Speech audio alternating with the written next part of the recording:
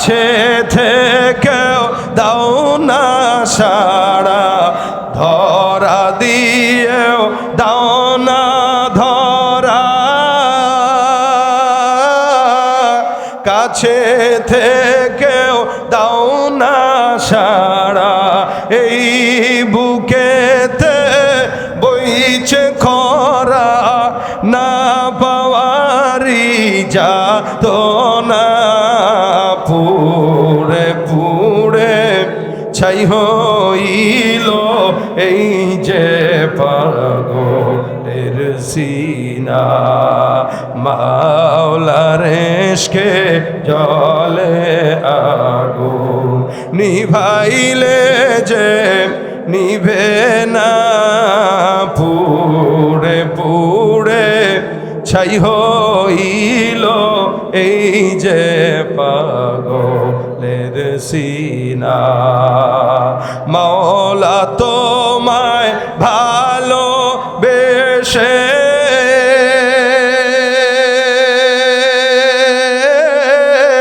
কলিজা পুড়ে গন্ধ আসে, মাওলা তোমায় ভালোবেসে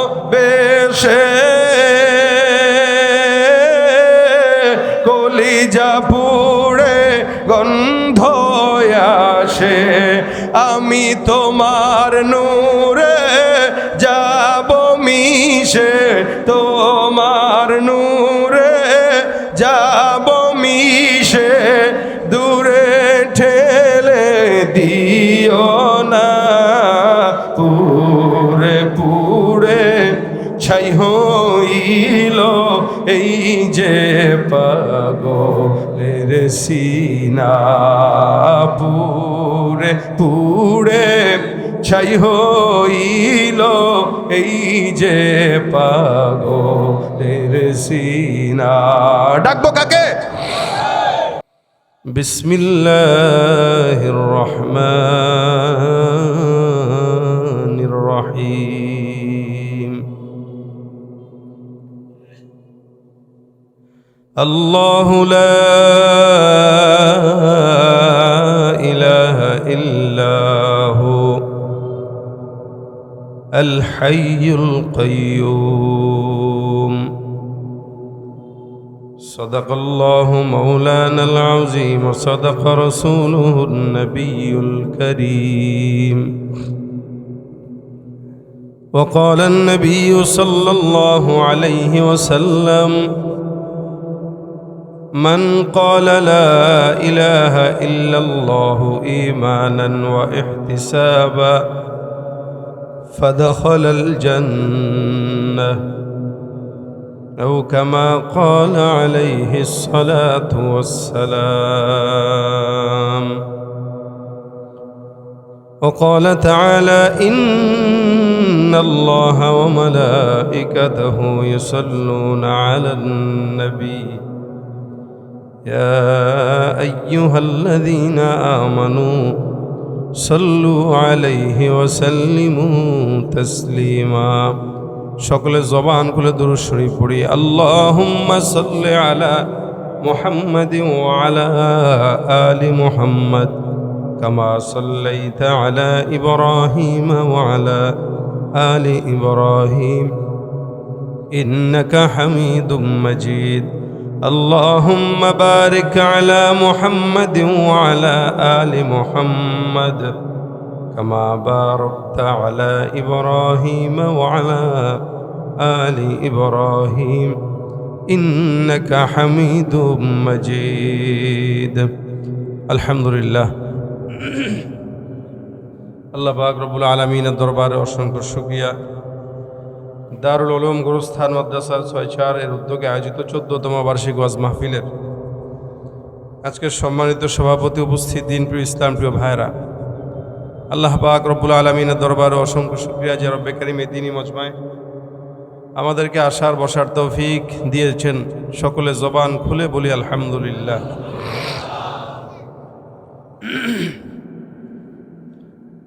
অল্প সময়, মুখতাসার সময় আপনাদের সামনে কিছু কথা বলার নিয়তে বসলাম।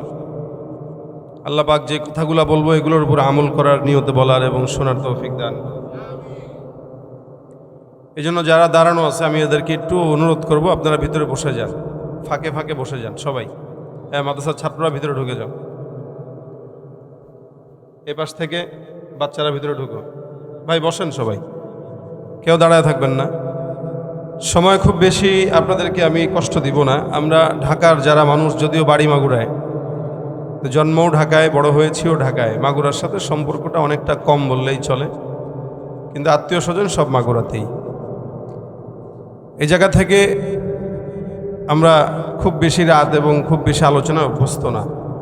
ইনশাআল্লাহ আমি আমার মুখতাসার সময় আলোচনা করব। যদি আপনারা সজাগ থাকেন, সুযোগ হয়, আলোচনাও হবে, ফাঁকে দু একটা আপনাদেরকে গজল শোনানোর চেষ্টা করব ইনশাআল্লাহ। কিন্তু আপনাদের আওয়াজের উপরে ভিত্তি করবে। এতক্ষণ আপনারা অনেক আলোচনা শুনেছেন, চুপচাপ বসা ছিলেন, কোনো প্রকার উত্তেজনা, আবেগ কাজ আপনাদের ভিতরে করছে কিনা আমি জানি না। আমি যতক্ষণ এই জায়গায় আছি ততক্ষণ এই জায়গাটাকে ছোটোখাটো জিহাদের ময়দান বানাইতে হবে। এই আওয়াজ শুধু সামনেওয়ালারা দিলে চলবে না, পিছনওয়ালা থেকেও দেওয়া লাগবে। সবাই মিলে বলেন, পারবেন? আওয়াজ যদি হয় মন মতো, ওয়াজও হবে, ফাঁকে দু একটা গজলও হবে ইনশাআল্লাহ। আপনারা কি শুনবেন না শুনবেন না? যদি না শুনেন তাহলে আমার জন্য ভালো। মানে না শুনতে হইলে চুপচাপ বসে থাকতে হবে, আর শুনতে হইলে মাঝে মাঝে মুজাহিদের মতো গর্জে উঠতে হবে। আমরা ইমানদারের জাত, মুসলমানের জাত। মুসলমানের আওয়াজ সবসময় সিংহের মতোই ছিল, কথা ঠিক না? কিসের মতো ছিল? আজকে সিংহের জায়গা থেকে জায়গাটা বিড়ালের জায়গায় চলে এসেছে, যার কারণে তারা আমাদের ইমামদেরকে গুম করে হত্যা করার পায়তারা করতেছে।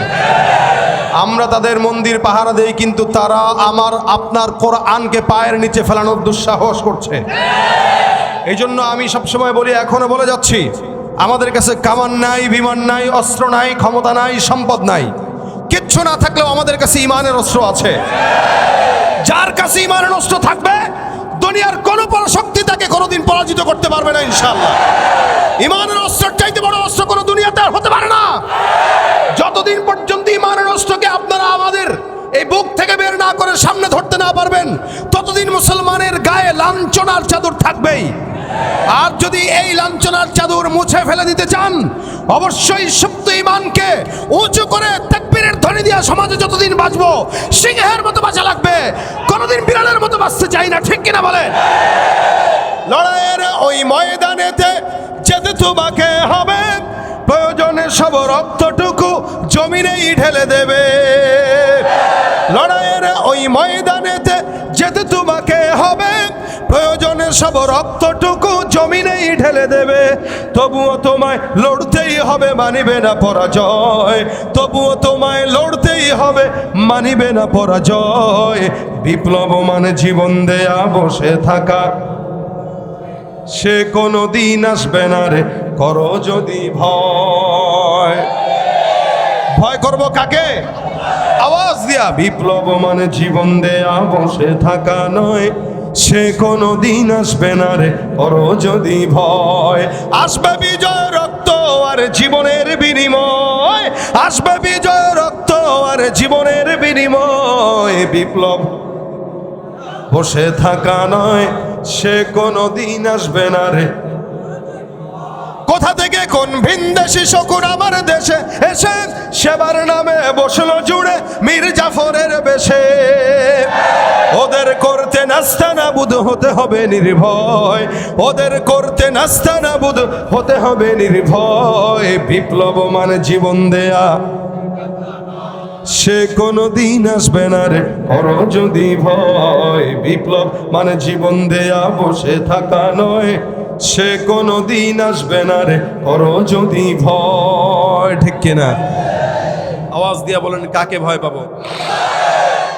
আমরা আল্লাহ পাকের গোলাম কিনা, বান্দা কিনা?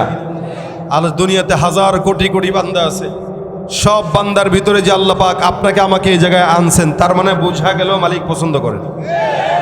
মালিক যদি পছন্দ না করেন, টাকা দিয়ে মসজিদে যাওয়া যায় না। মালিক পছন্দ না করলে টাকা দিয়ে হজে যাওয়া যায় না। মালিক পছন্দ না করলে দ্বীনের মজমায় বসা যায় না। আর যাকে পছন্দ করেই ফেলে, তাকে কান ধরে এনে বসাইয়া দেয়। ভাইরা আমার, এটা জান্নাতের বাগান নিঃসন্দেহে।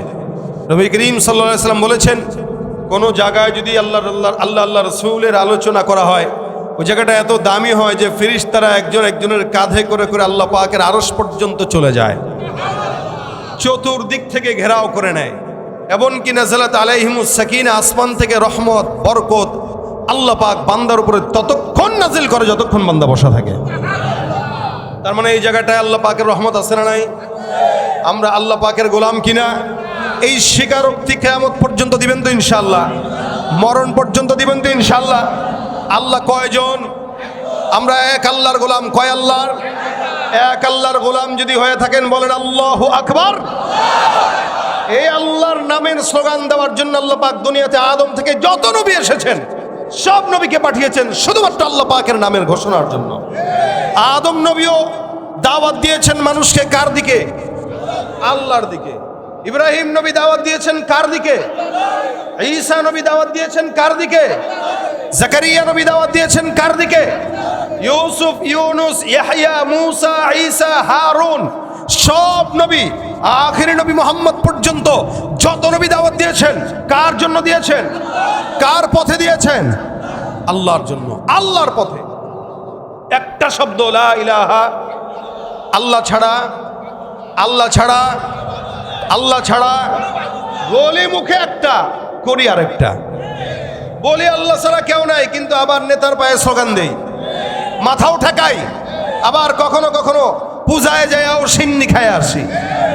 কোন মুসলমান যদি নিজেকে মুসলমান দাবি করে মসজিদেও যায়, আবার মন্দিরে যায় ঠু দেয়, বুঝতে হবে সে উপরে উপরে মুসলমান, ভিতরে ভিতরে হয়ে গেছে। উপরে মুসলমান আর ভিতরে আরেকটা, এটা মুনাফিকের আলামত, ঠিক কিনা বলেন? আল্লাহ বলেন মুযাবযাবিনা বাইনা যালিক লা ইলাহা উলা ওয়ালা ইলাহা উলা। ইমানদার নামে কিছু মুসলমান আছে যারা নাম দিবে মুসলমান, কার্যক্রম সব মুনাফিকি। এদের হালত কি জানেন? মানুষ যখন দুই নৌকায় পাড়া দেয় ও কোনো জায়গায় বাঁচতে পারে না, ঠ্যাং ফাঁক করে মারা যায়। তো দুই নৌকায় পাড়া দেনেওয়ালা মানুষগুলা মুনাফিক। এদের হালত কোথায় হবে? ইন্নাল মুনাফিকিনা ফিদ দারকিল আসফালি মিনান নার, জাহান্নামের সবচাইতে নিচু জায়গায় তাদেরকে আল্লাহ পাক রাখবেন।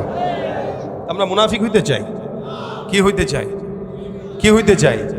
আমি যে কথাগুলো বলবো কিছু মানুষের বিরুদ্ধেও যাইতে পারে, কথা বলে না। আপনারা রাগ করবেন, মনে রাখবেন আমি ভাইসা আসি নাই, কারণ আমি মাগুরার ছেলে, আমার বাড়িও মাগুরায়। তা আমি আমার এলাকায় দাঁড়ায় যদি দুইটা স্বাধীন কথা বলতে না পারি তাহলে কোথায় বলবো? এখন কারো যদি আপনাদের গায়ে লাগে, এখানে অনেকে আছেন, কেউ শুনতে আসে, কেউ দেখতে আসে, কেউ বুঝতে আসে, আবার কেউ তামাশা দেখতে আসে, অনেকে অনেকভাবে ভুল ধরতে আসে কেউ। তা আল্লাহ যারা ভুল ধরতে আসছে এদের কথাগুলো যেন হেদায়েতের উসিলা হয়ে যায়। জোরে বলেন আমিন। সুতরাং কথা বলবো, আগেও বলেছি এখনো বলবো। অনেকে বলে আগে বলতে পারি নাই, না, আগেও বলেছি, কাউকে ছেড়ে বলি নাই, যার কারণে লিস্ট আমাদের নামেও ছিল। আগে যেমন বলেছি হক কথা এখনো বলবো, মরণ পর্যন্ত বলবো, হায়াতে যতদিন রক্ত আছে ততদিন বলবো। জাল হক ওয়া যাহাকাল বাতিল, হক যখন চলে আসবে বাতিল লেজ গুটিয়ে পালাতে বাধ্য হয়ে যাবে, ঠিক কিনা বলেন? কারণ আমরা কার সৈনিক? আমরা আল্লাহ পাকের গোলাম, রাসূল করিম সাল্লাল্লাহু আলাইহি ওয়াসাল্লাম মুহাম্মাদের সৈনিক, ঠিক কিনা বলেন? আমাদের ভয় পাওয়া উচিত কাকে? আল কোরআনের সৈনিক আমি, নেই তো কোনো ভয়, এক আল্লাহর গোলাম আমি, এই তো পরিচয়। এই পৃথিবীর সবই নকল, এই পৃথিবীর সবই নকল, আসল কিছুই নয়, এক আল্লাহর গোলাম আমি, এই তো পরিচয় আমার, এই তো পরিচয়। কোরআন হাদিস শাসনতন্ত্র রাসূল আমার নেতা, উৎসাহ আমার চির অম্লান ইতিহাস বীর গাথা। এক আল্লাহ ছাড়া আমার দিলে, এক আল্লাহ ছাড়া আমার দিলে নেই তো কারো ভয়, এক আল্লাহর গোলাম আমি, এই তো পরিচয় আমার, এই তো পরিচয়। আল কোরআনের সৈনিক আমি, নেই তো কোনো ভয়, এক আল্লাহর গোলাম আমি, এই তো পরিচয় আমার, এই তো পরিচয়, ঠিক কিনা? কষ্ট পাইছেন কেউ? সামনে পিছনে ডানে বামে সবাই থাকবেন তো শেষ পর্যন্ত? আওয়াজ থাকবে তো ইনশাআল্লাহ? আল্লাহ আজকের এই মাদ্রাসার মাহফিলকে ভরপুর কামিয়াবি দান করুন। যারা পিছনে দাঁড়ায় সেরা কষ্ট পাইতেছে, একটু এদেরকে বসার সুযোগ দিয়ে দিলে এরা বসতে পারবে। দাঁড়ায় যারা আছে এদের জায়গা হচ্ছে না বলেই দাঁড়ায় আছে। তো একটু সামনে যদি আগায় বসেন, এদেরকে যদি বসার সুযোগ দেন তাহলে পরিবেশটা সুন্দর হবে। একটু চেপে বসেন সামনের দিকে, এই সাইডে জায়গা আছে সম্ভবত, একটু চেপে চেপে আসেন। দাঁড়ানো ভাইদেরকে বসার সুযোগ করে দেন, সবাইকে বসার সুযোগ করে দেন, কেউ যেন দাঁড়িয়ে না থাকে।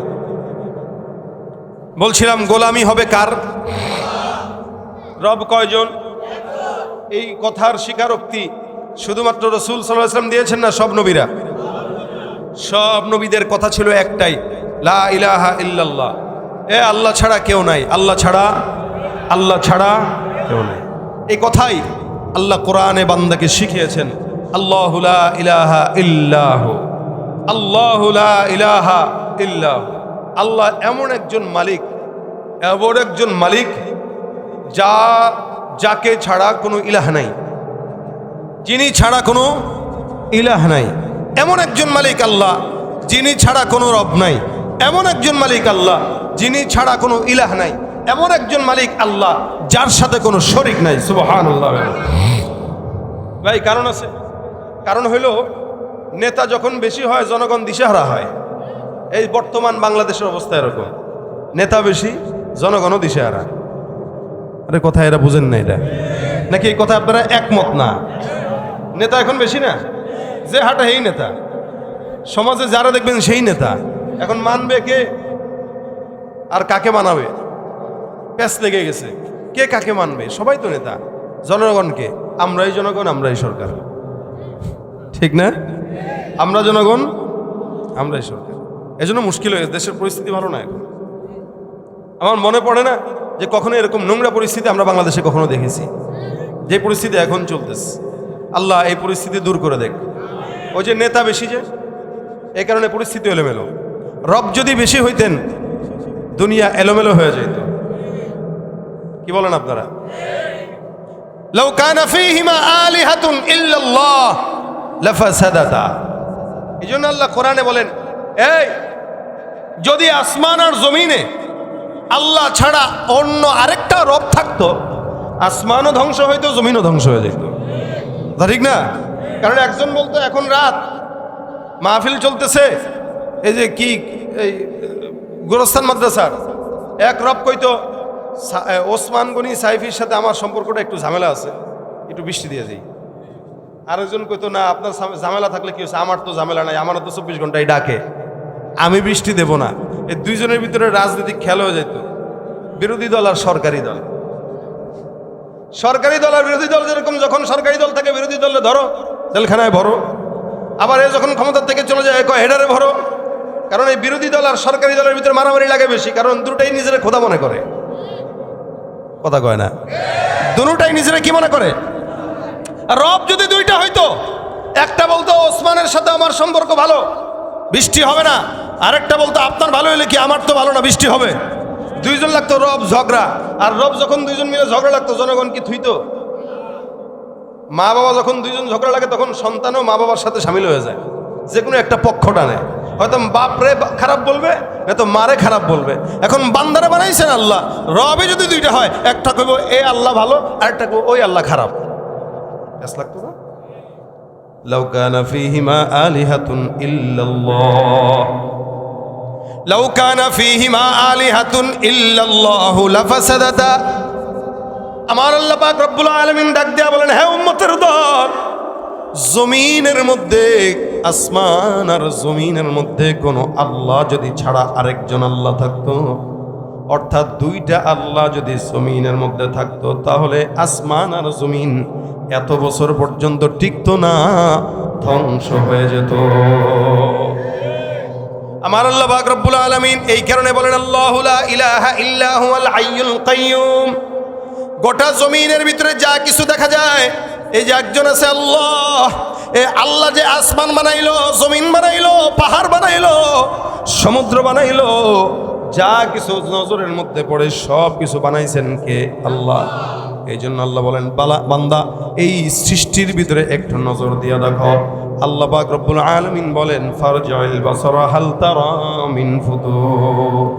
আমি আল্লাহ পাক রব্বুল আলামিন তোমাদেরকে বললাম, তোমরা আসমান আর জমিনের সৃষ্টির ভিতরে নজর দিয়া দেখো, আসমানের ভিতরে কোনো খুঁত পাবা না, জমিনের মধ্যে কোনো খুঁত পাবা না, সমুদ্রের মধ্যে কোনো খুঁত পাবা না, মাখলুকাতের মধ্যে কোনো খুঁত পাবা না। গোটা আসমান আর জমিনে একবার কেন বারবার বারবার বারবার আল্লাহই নিজে বলেছেন ফারজিউল বাসর, ফারজিউল বাসর সুম্মা রজিউল বাসর। আল্লাহ পাক বলেন একবার দুইবার তিনবার বারবার নজর দিয়া দেখো, আমার গোটা সৃষ্টির মধ্যে একটা বিন্দু পরিমাণ খুঁত কেউ দেখাতে পারবে না। ভাইরা আমার, এই আসমান জমিন যে বানাইছেন আল্লাহ, এতে কোনো সন্দেহ আছে? আরে ভাই, আমরা কি বলবো, ইহুদিরাও তো সন্দেহ করে না। এই কারণে আমার আল্লাহ পাক রব্বুল আলামিন আরেক জায়গায় বলেন, ওয়ালা ইন সাআলতাহুম মান খালাকাস সামাওয়াতি ওয়াল আরদা লা ইয়াকুলুন্নাল্লাহ। আল্লাহ পাক রব্বুল আলামিন বলে, আসমান আর জমিন সৃষ্টি করলো কে? এগুলার ব্যাপারে যদি তোমরা ওই ইহুদি নাসারাকে প্রশ্ন করো, যারা মুশরিক, যারা কাফের, যারা মুনাফিক, যারা ইহুদি, যারা নাসারা, এদেরকে যদি তোমরা প্রশ্ন করো, বলো আসমান আর জমিন বানাইলো কে?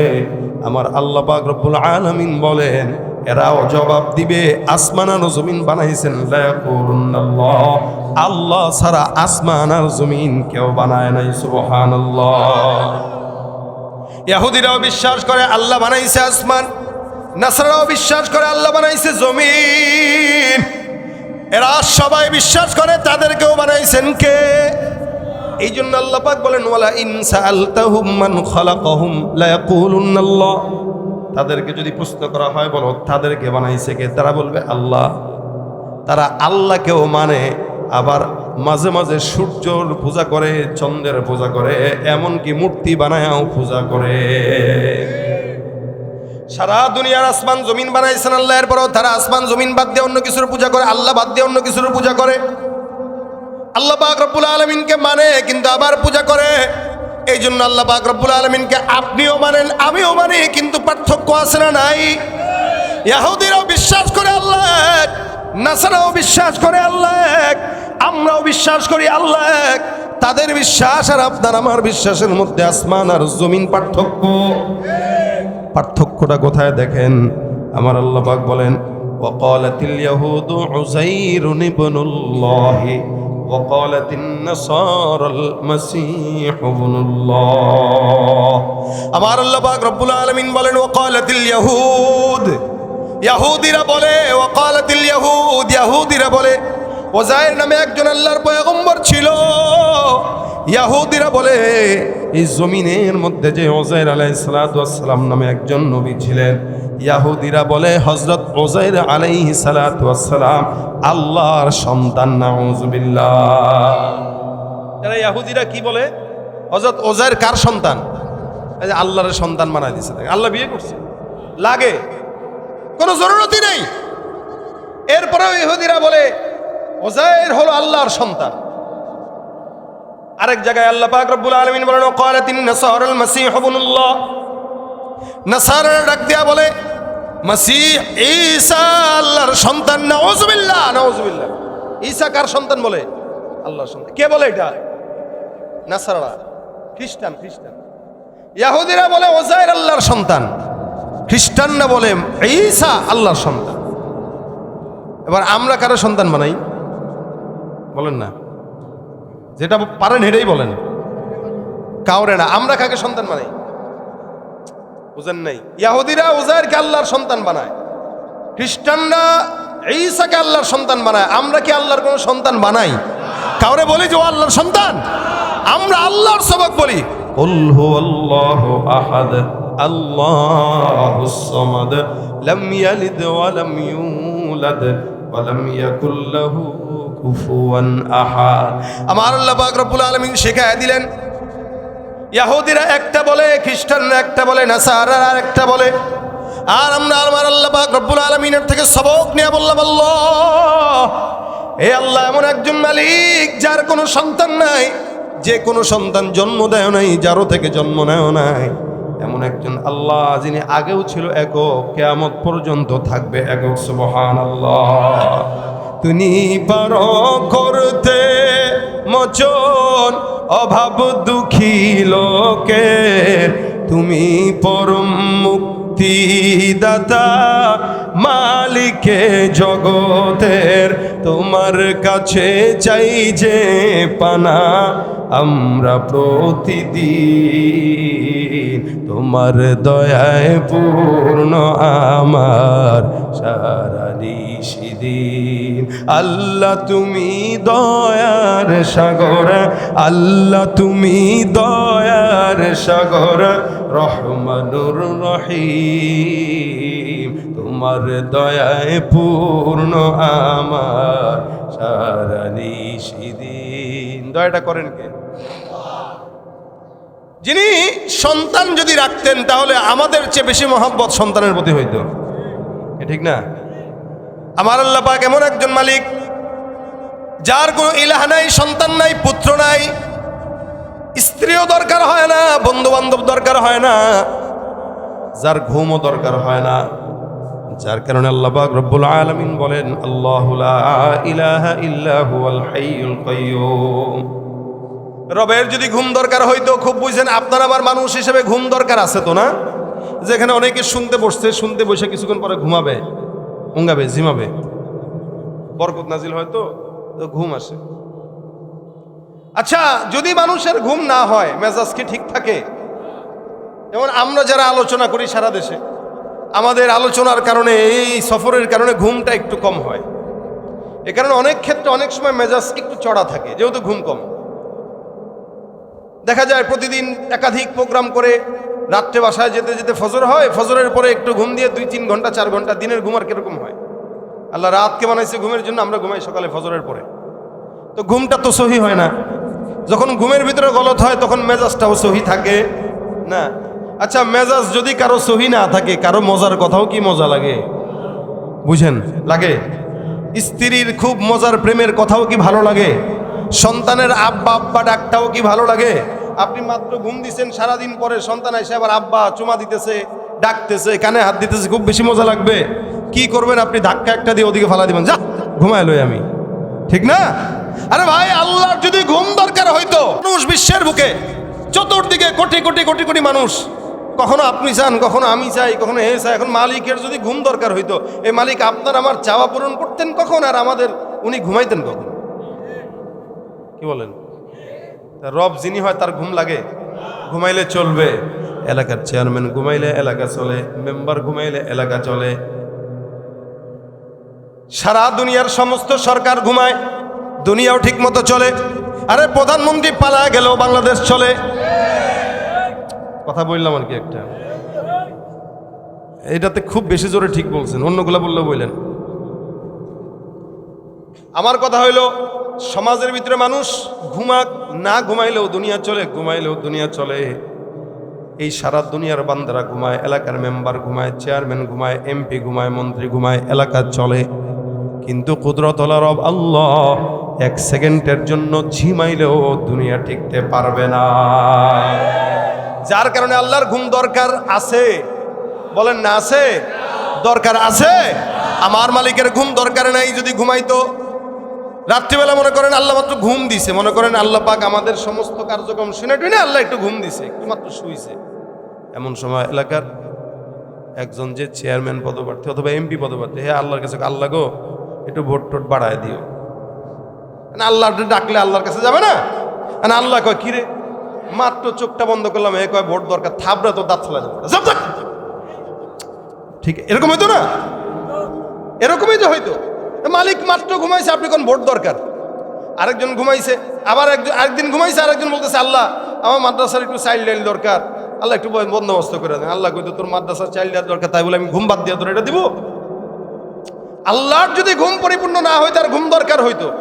আমরা যে পরিমাণে এলোমেলো কাজ করি আর উল্টা পাল্টা করি, আমাদেরকে আল্লাহ রাখতো না, পিডায় একদম হতায় লাইতো, রাগ তো ছিল অনেক। এই জন্য মালিকের ঘুম দরকার হয় না। লা তাকুযুহু সিনাতু ওয়ালা নাওম। আমার আল্লাহ এমন কুদরতওয়ালা রব, যেই বান্দা আল্লাহ পাক রব্বুল আলামিনকে ডাকবে, এই কারণে এলাকার চেয়ারম্যান মেম্বারদের কাছে রাত গভীরে গেলে কোনো কথা শুনে না।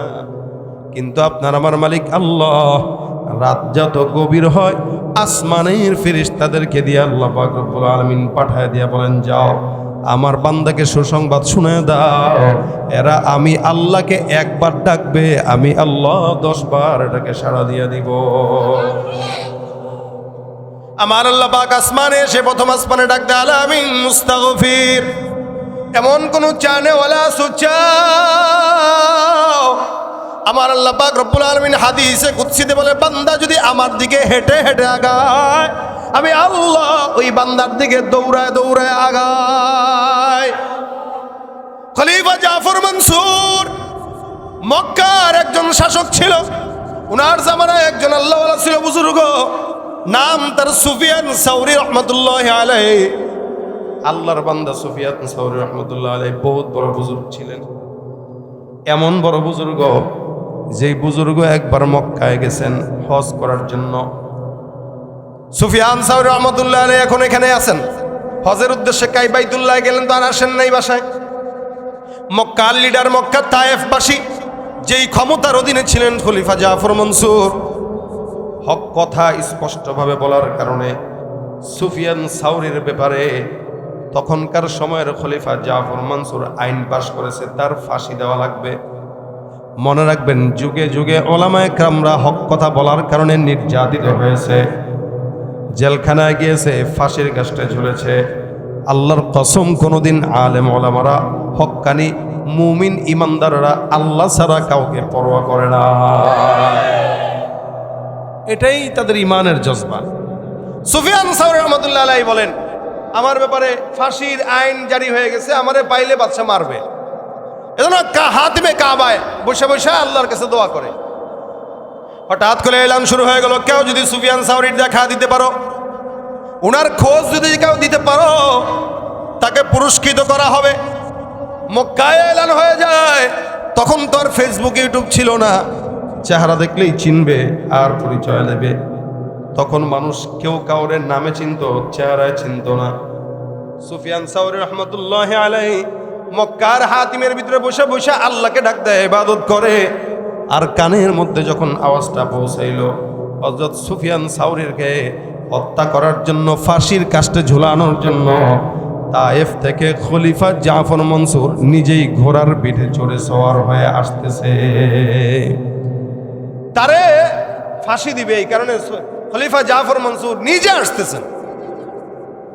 আর সুফিয়ান সাউরি কোথায়? মক্কায়, কাবার চত্বরে। মনে রাখবেন, কাবাটা এমন একটা জায়গা, এই জায়গায় যদি কেউ থাকে তো আল্লাহ বলেন, মান দাখালাহু কানা আমিনা। এখানে ঢুকবেন তো নিরাপত্তার দায়িত্ব কার? সম্পূর্ণ আল্লাহ। এখানে যে ঢুকবে নিরাপত্তা। এজন্য হাজিদেরকে বলা হয় জুয়ুফুর রহমান। কেন? এরা মেহমানের তরফ থেকে আল্লাহর মেহমান, আল্লাহর মেহমান। আল্লাহ মেজবান হয়ে প্রত্যেকটা হাজি যারা মক্কায় যায়, আল্লাহ তাদেরকে মেহমানদারি করায় দুইটা জিনিস দেয়া। 1 নম্বর জমজম, 2 নম্বর খেজুর। মেহমানদারিটা করাইছেন কে? সারা জিন্দেগিও যদি মেহমানদারি করায়, জমজম কমবে, খেজুর কমবে। কারণ মেহমানের মেজবানটা কিন্তু কে দেখতে হবে? মেজবান আল্লাহ, মেহমান তার রহমানের।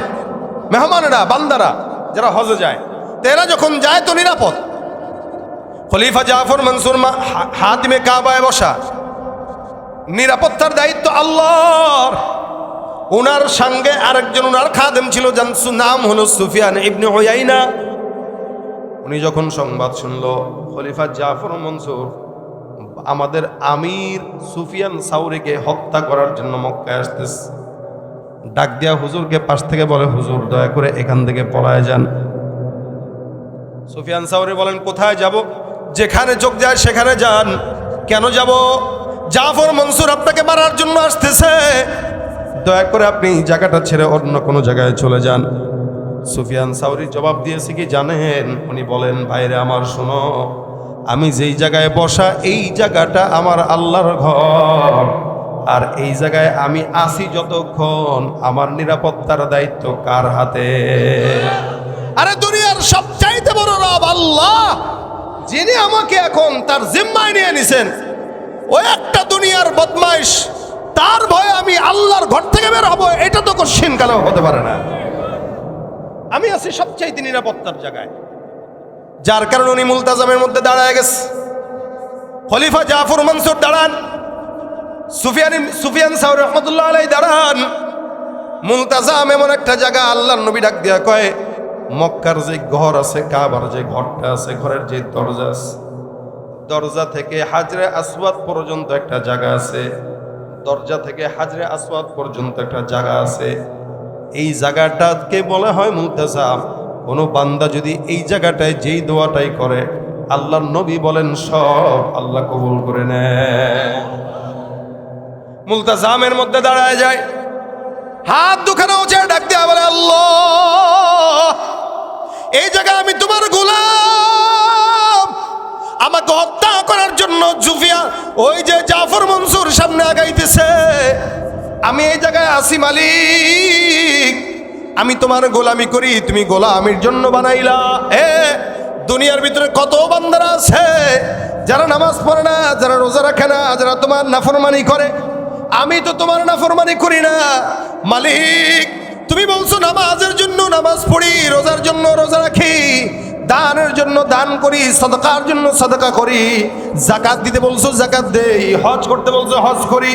তোমার এত কথা আমি যেহেতু মানি, আমি এখন একটা কথা বলবো, আমার কথা যদি তুমি না মানো তাহলে তোমার সঙ্গে আমার সঙ্গে সম্পর্ক বাতিল হয়ে যাবে। কত বড় কথা একটা বলে দিলেন, কথাটা বুঝেন।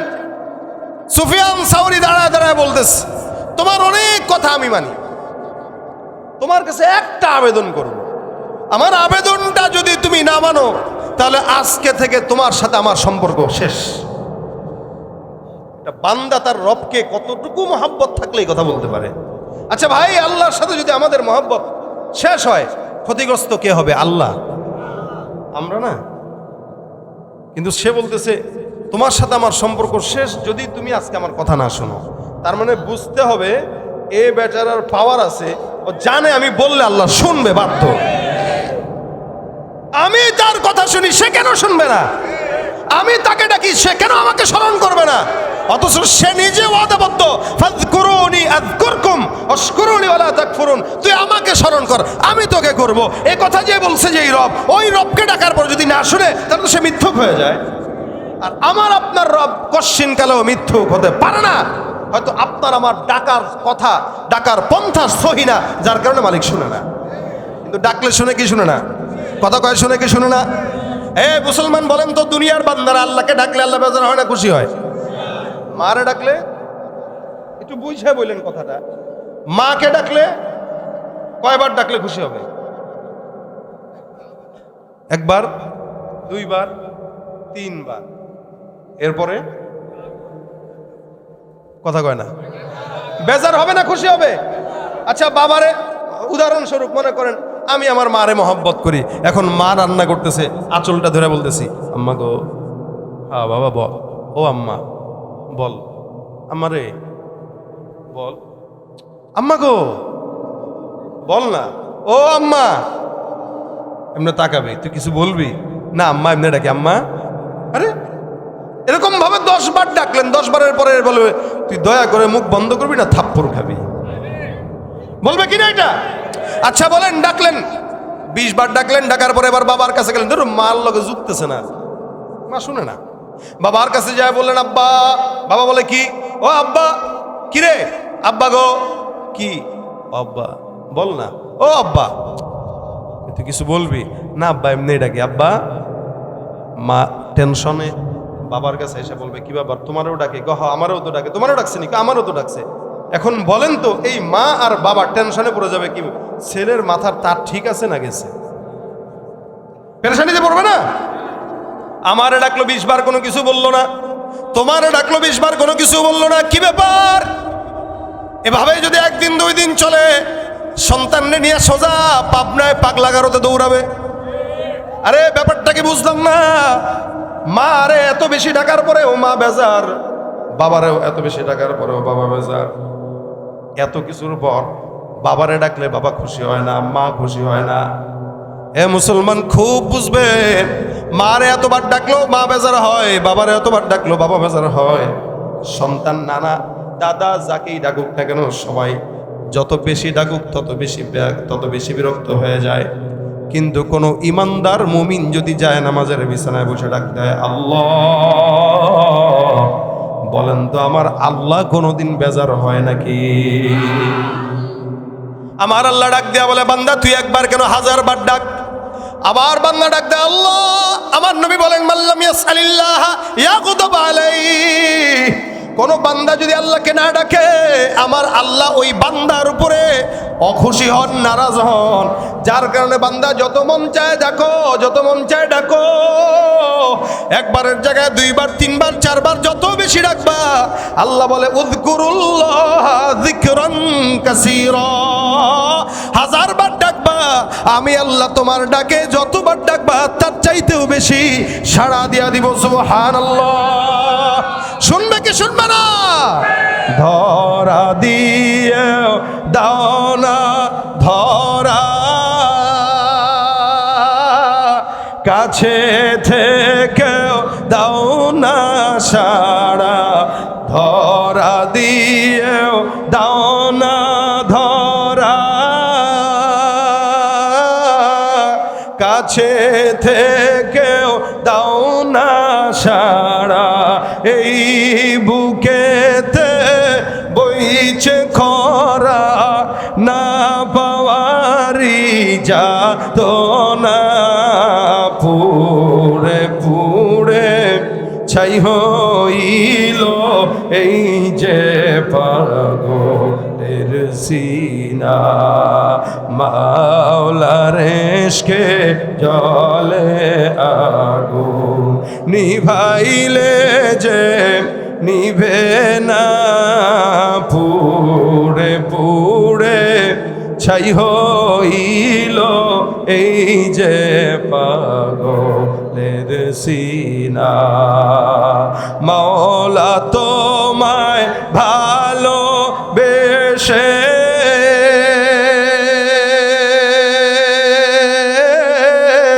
কলিজা পুড়ে গন্ধ আসে, মাওলা তোমায় ভালোবেসে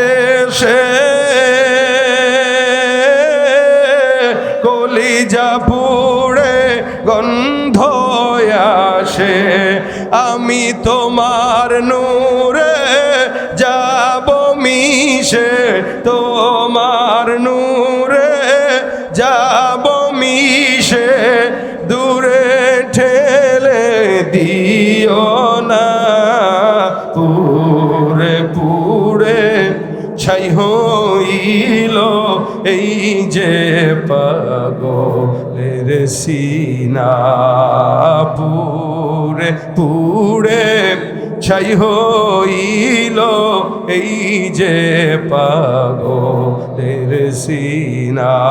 ডাকবো কাকে? আস্তে না জোরে, যেমনে মন সামনে ডাকেন।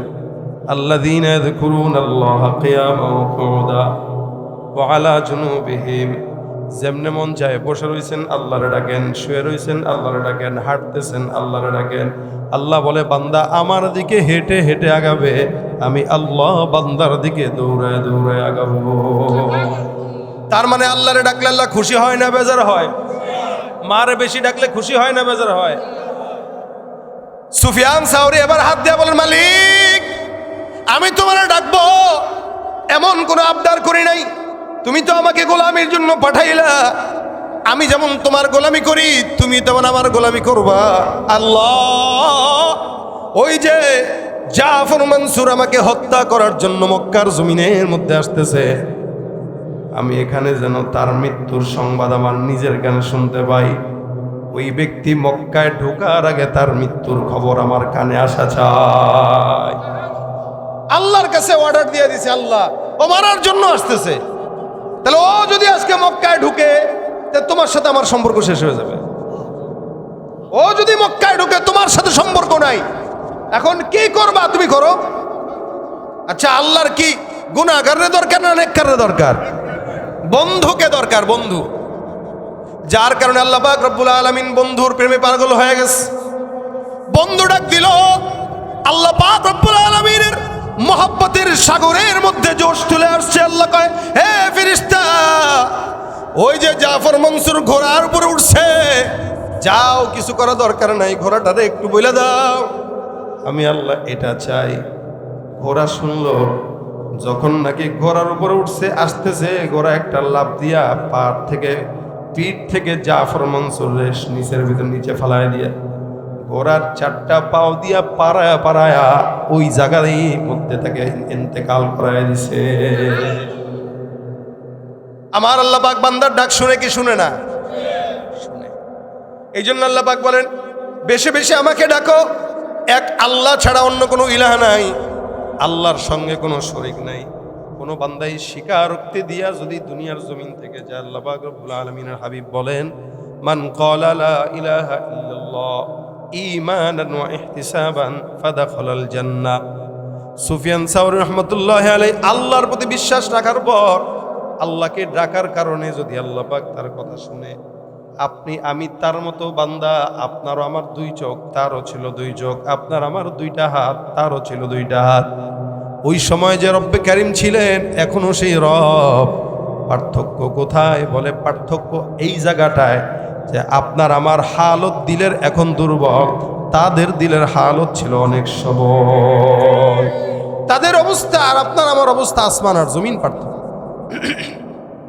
এ কারণে রব তাদের কথা শুনছে, আমাদের কথা শুনে নাই। অসংখ্য বুজুর্গানে দিন ছিলেন যাদের কথা জংলার বাঘ পর্যন্ত শুনেছে, আর এখন আমাদের কথা তো আসমানে উঠে কিনা এটাই সন্দেহ।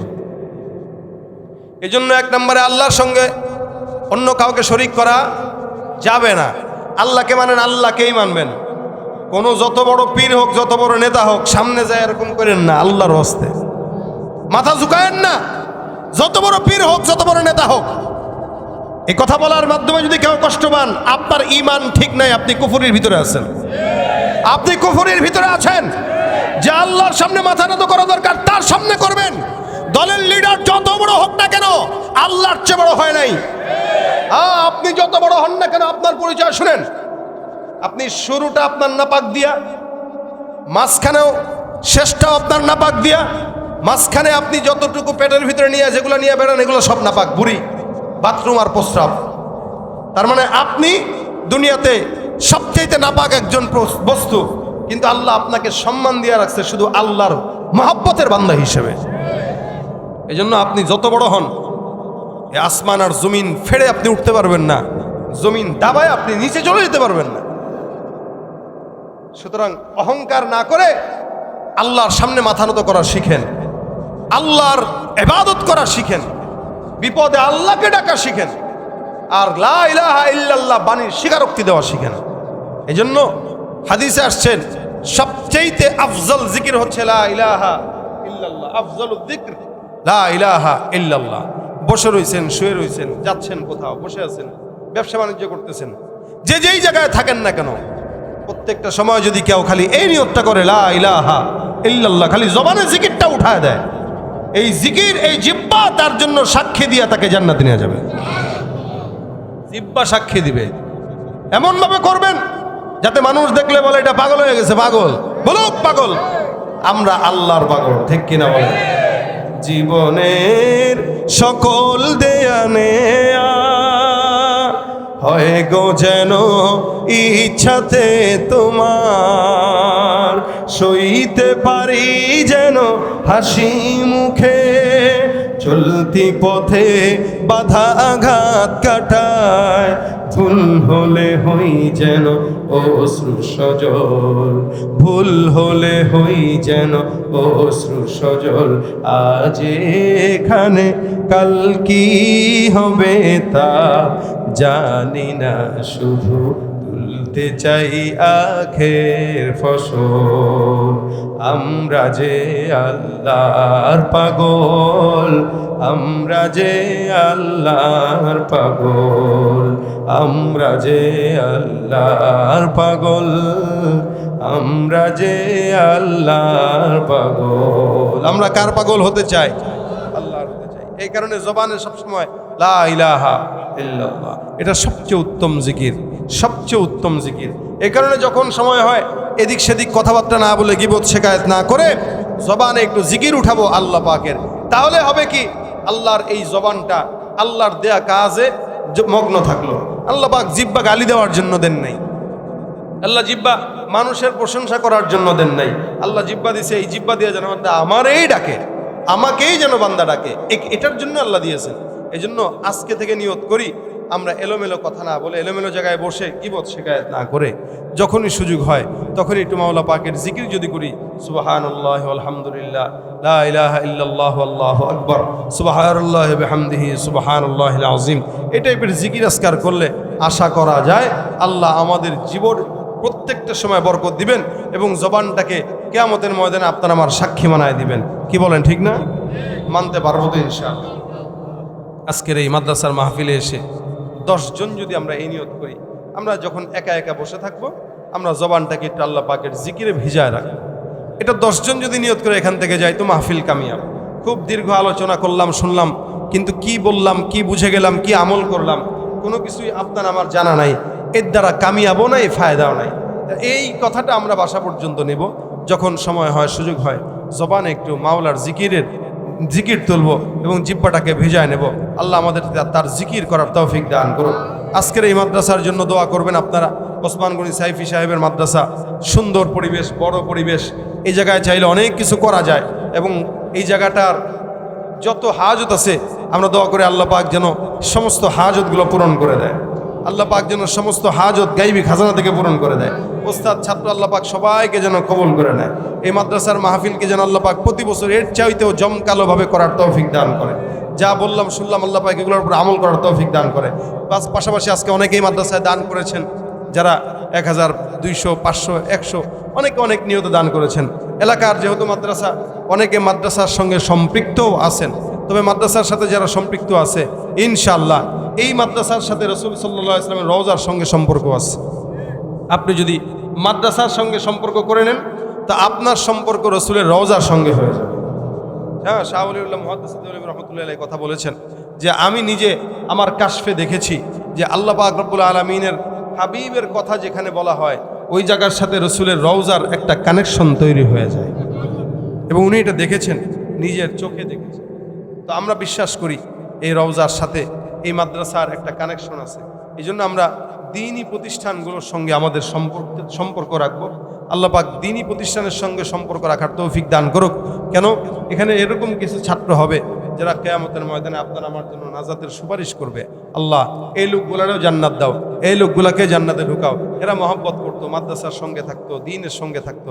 ইনশাআল্লাহ সেদিন এটা কাজে দিবে। এই জন্য মাদ্রাসার সঙ্গে থাকবেন তো ইনশাআল্লাহ।